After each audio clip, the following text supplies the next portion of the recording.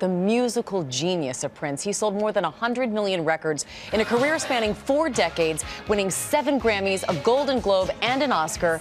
And ABC's Chris Connolly is in Los Angeles with more on Prince's legacy. Good morning to you, Chris.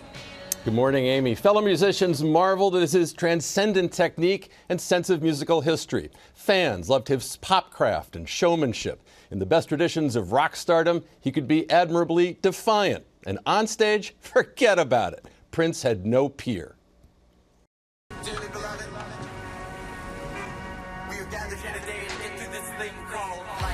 For decades, his royal badness, universally acclaimed as the most prodigiously talented singer, songwriter, and guitarist in popular music.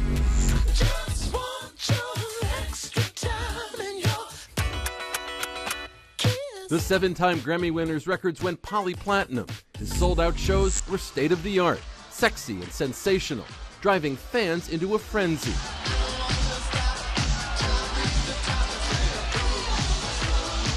He created a witty, captivating pop persona, rich in personal mystery.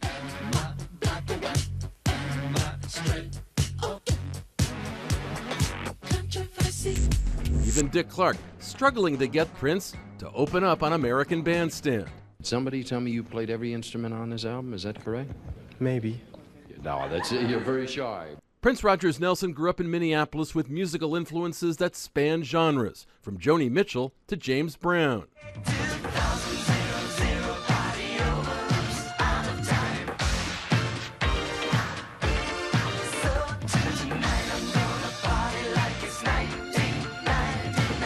The mid-'80s saw him explode into pop consciousness, with such massive hits as 1999 and Little Red Corvette.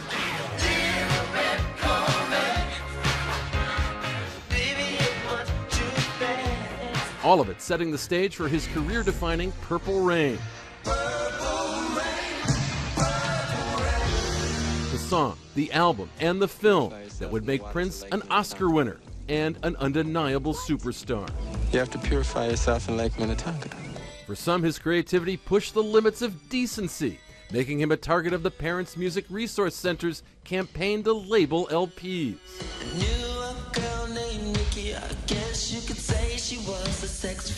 When you're 20 years old, you're looking for the ledge. You want to see how far you can push everything. And as an artist, I just went there. His music becoming the soundtrack for a generation, and for other artists too. He wrote Manic Monday for the Bangles. Sinead O'Connor did Nothing Compares to You. Nothing compares to And breathed funky life into the Joker for 1989's Batman movie.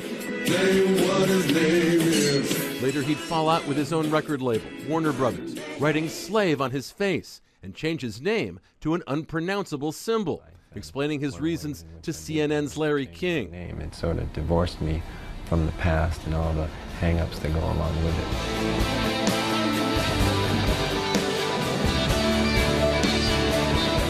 Elected to the Rock and Roll Hall of Fame, his musicianship never faltered, earning standing O's wherever he went. Through his final shows in Atlanta, where he played David Bowie's Heroes, Prince retained his singular greatness and his uncommon ability to move an audience to ecstasy and tears and triumph.